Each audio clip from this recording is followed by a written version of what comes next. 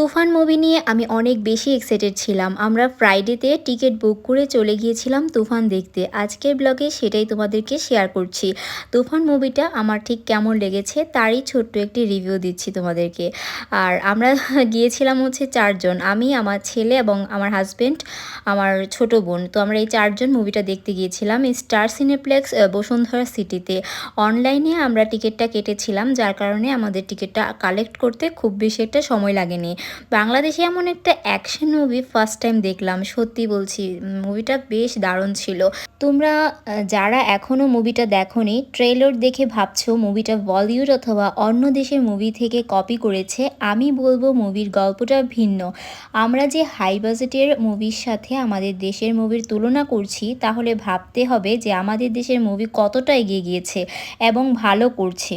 বাংলাদেশে এমন একটা অ্যাকশন মুভি ফার্স্ট টাইম দেখলাম, সত্যি কথা বলছি। রায়হান রাফি ভাই আসলেই একজন ভালো পরিচালক। আর শাকিব খান, তার কথা কি বলবো, এই মুভিতে শাকিব খানকে, তার অভিনয়কে, তার অ্যাকশনকে, সত্যি কথা বলছি একদম অন্য রকমভাবে আমরা দেখতে পেলাম এই ফার্স্ট টাইম।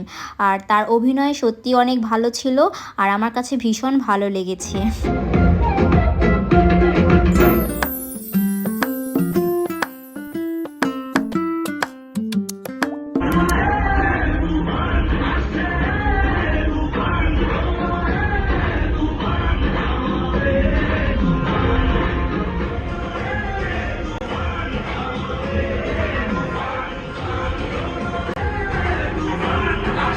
তুফান সিনেমাটা বেস্ট একটা সিনেমা হয়েছে, আর তুফান 2 এর অপেক্ষায় আমরা রইলাম। আর আমি সবাইকে বলবো মুভিটা দেখার জন্য, সত্যি বলছি খুব ভালো একটা সিনেমা।